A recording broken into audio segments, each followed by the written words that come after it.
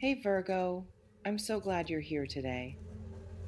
Grab something to drink, get comfortable, and let this reach you in whatever way it needs to.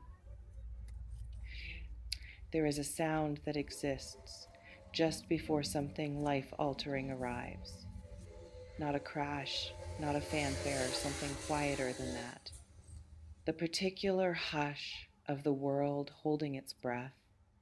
This strange stillness of a moment that doesn't yet know it's about to become a memory you'll return to for years. You may have felt that hush lately, a subtle shift in the atmosphere around you, not dramatic enough to name, but persistent enough that you keep pausing in the middle of ordinary things, tilting your head slightly as if listening for something you can't quite identify yet. I want to talk about phone calls today, not the kind that fill the space between other things, the logistics, the check ins, the conversations that leave no mark. I want to talk about the other kind, the ones that split your life quietly into before and after, the ones where you set the phone down when it's over and simply sit for a moment because something inside you has shifted and you need a second to locate yourself in the new landscape.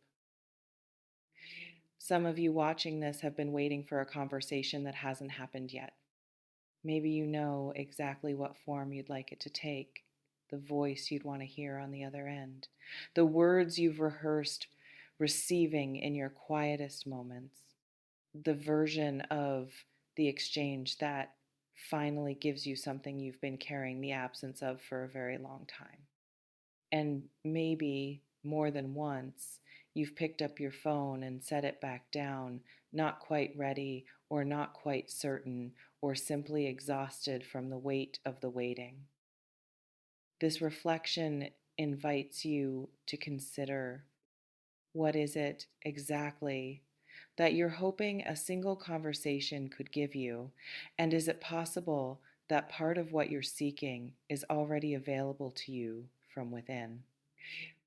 Because here is something I find endlessly fascinating about the conversations we most desperately want to have. They are rarely only about information. They are rarely only about the words themselves. They are about what the words would mean, what receiving them would confirm, what it would feel like to have the version of reality that lives inside your chest finally validated by someone else's voice. And that longing is real, and it is human, and it deserves to be honored, not dismissed.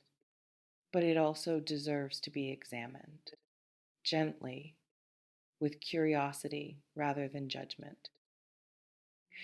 There is a particular kind of phone call that leaves people speechless, and it isn't always the one they were expecting. Sometimes it's the call that arrives from a direction you weren't watching, from someone you'd half forgotten or half given up on, or simply stopped anticipating because anticipation, after a certain point, starts to feel indistinguishable from pain. And yet the call comes, and nothing about the day looks the same after it. Some people watching this have been in a season of profound quiet, the kind of quiet that accumulates day after day, week after week, until it starts to feel less like peace and more like being forgotten. Like somehow, while you were busy surviving, the world rearranged itself around your absence and forgot to leave a space for your return. And you've been moving through your days with that feeling sitting just below the surface, not loud enough to stop you, but heavy enough to slow you down. This reflection invites you to consider, what would it mean for you, not just emotionally, but in the practical architecture of your daily life, if the quiet were suddenly and completely broken by exactly the right voice? Because voices carry things that words on a screen cannot. There is something in the texture of a voice, the hesitations, the places where it softens or catches, the way it moves around certain words as if they're fragile that tells you things. The words themselves don't say. And it's possible that what may be making its way toward you carries not just words, but everything underneath them. The unspoken inventory of someone who has been doing their own quiet reckoning. I want to be precise about something because I think precision matters here. I cannot tell you with certainty what another person is feeling or planning or moving toward. That would be a kind of dishonesty I'm not willing to offer you. What I can offer is this: there are energies that build before they release. There are conversations that spend weeks, sometimes months, composing themselves in the spaces between people before they finally find their way into sound. And it's possible, genuinely possible, that something has been composing itself in the space between you and someone else for longer than either of you has acknowledged. This reflection invites you to consider: if you received a call today that said everything you've needed to hear, would you be able to receive it fully? Or have you been protecting yourself so carefully that even good news might struggle to get through? Because protection is a complicated thing. It begins as wisdom, the intelligent response of a person who has learned through experience that openness has a cost. But it has a way of quietly expanding beyond its original borders. Until it isn't only guarding you against harm, it's also guarding you against the very things you most want to let in: the warmth, the connection, the unexpected phone call that leaves you standing in your kitchen with tears on your face and something loosening in your chest that has been locked for a very long time. Some of you have been managing your expectations so aggressively for so long that hope has started to feel like a liability, like something only naive people allow themselves, like an indulgence you can't quite afford after everything you've been through. And I understand that. I want you to know that I understand that completely.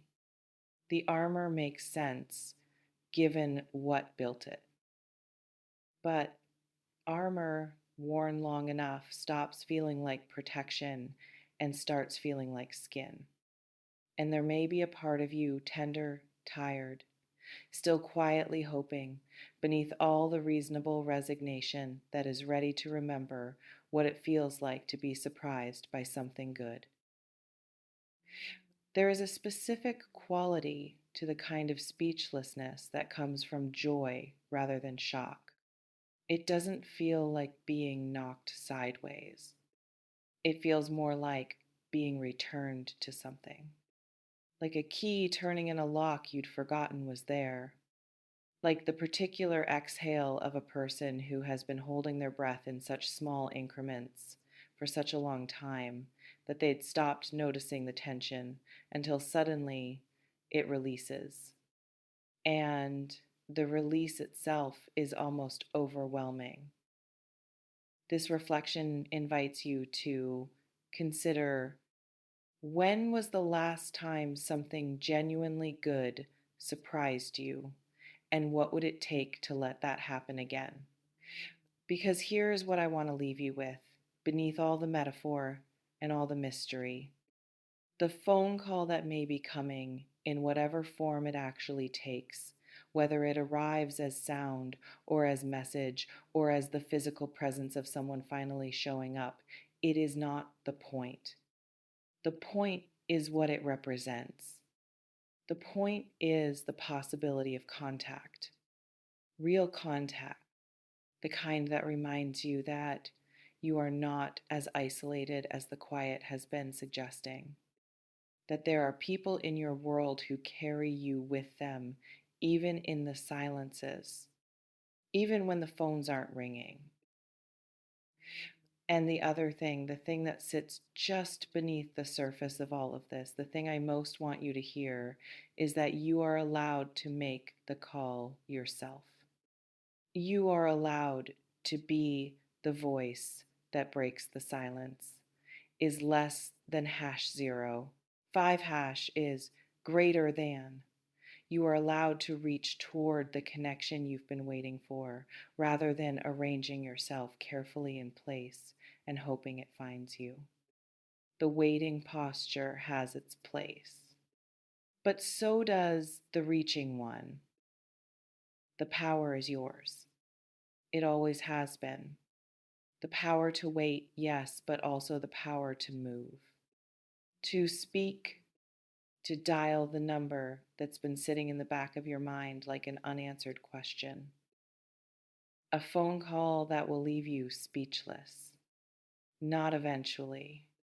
In this season, in this particular window of time, when things that have been frozen are beginning slowly, quietly, unmistakably to thaw. Trust yourself with this. Whatever you've been waiting to say or waiting to hear, you are ready for it, even if the readiness feels indistinguishable from fear right now. Before you go, I want to hear from you in the comments. Is there a conversation you've been waiting to have, or a voice you've been hoping to hear? And if you could say one thing to that person right now, with no consequences, no expectations, what would it be? Drop it below. I read every single word you share. See you in the next one. And listen, some of the most important conversations of your life are still ahead of you. Don't go quiet right before they arrive.